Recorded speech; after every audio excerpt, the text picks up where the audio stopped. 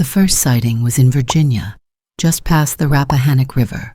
The plantation was left in ruin, windows shattered, doors torn from their hinges, and the overseer's quarters painted in something dark and viscous. Not one of them had survived. Slaves, however, had vanished. Not a single chain-bound soul was found. They hadn't been freed, nor had they fled. They had simply disappeared. The whispers began soon after. A presence, inhuman, that moved in the night. Some called it a beast, others an angel. The white men called it a curse. It was the boy, however, that haunted them. The child with eyes like old copper pennies, standing silent beside the horror that walked the earth. They called it the Redeemer. Reverend Elias Knowles had spent years chronicling the unnatural. His collection of strange happenings lined his study walls in thick leather tomes, the ink-scented pages bearing tales of curses, hauntings, and unnatural revenants.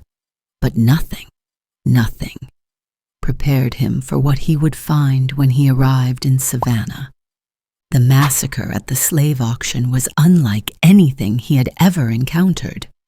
Bodies lay strewn in the square, their throats torn, their limbs twisted at unnatural angles. The iron shackles meant for the enslaved were now clamped around the throats and wrists of their former masters. The gallows, usually reserved for runaways, now held a collection of limp white figures, swaying gently in the early morning breeze. In the center of it all stood the creature.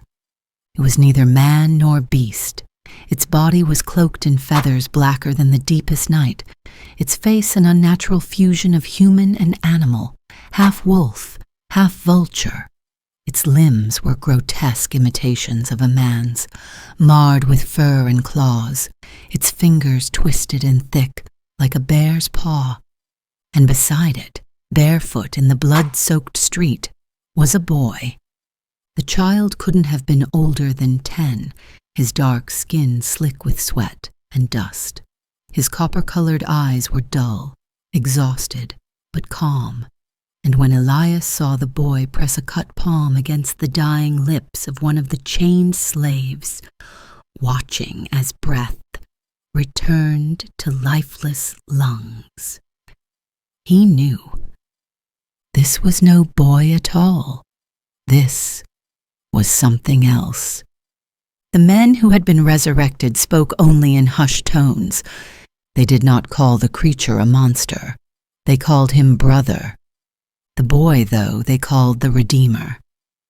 His blood, one whispered, is life itself. And it was. It healed wounds that should not have closed. It mended flesh that had long since begun to rot.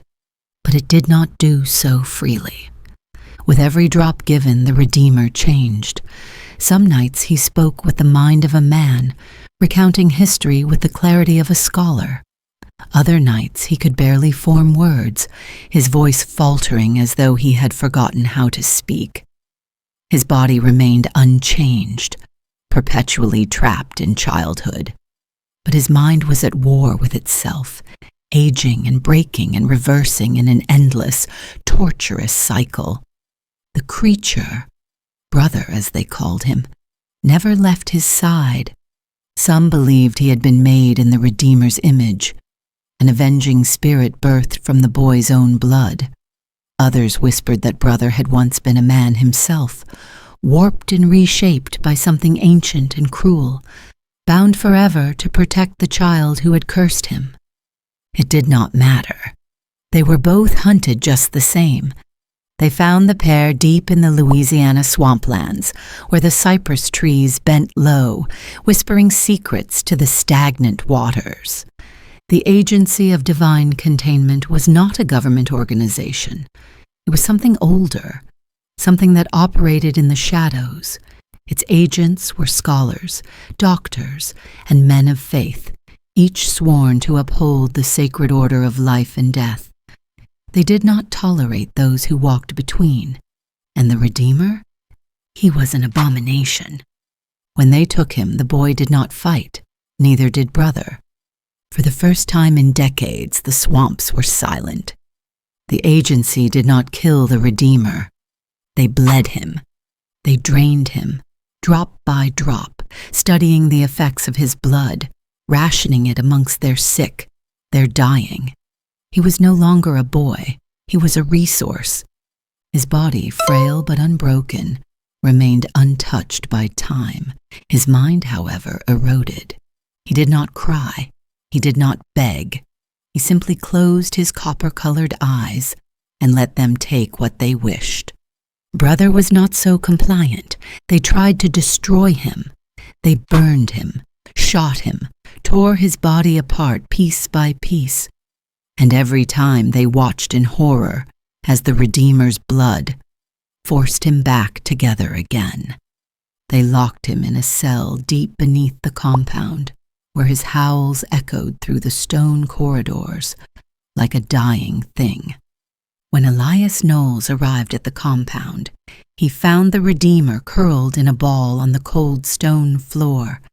His eyes were dull. His skin was pale. The boy he had seen in Savannah was gone.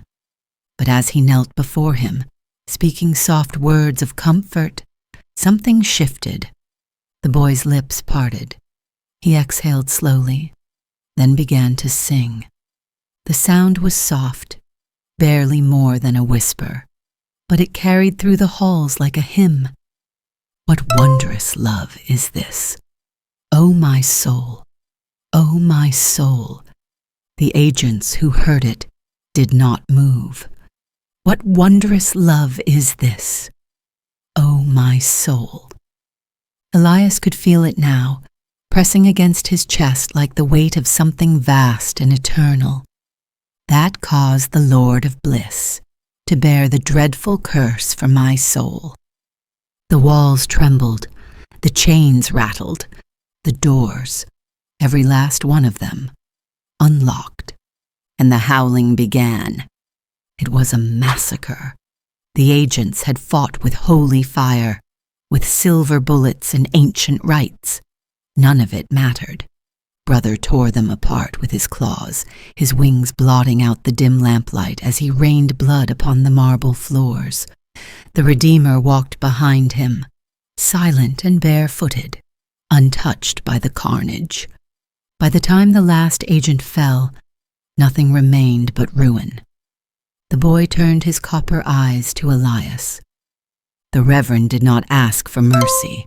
The boy offered it anyway.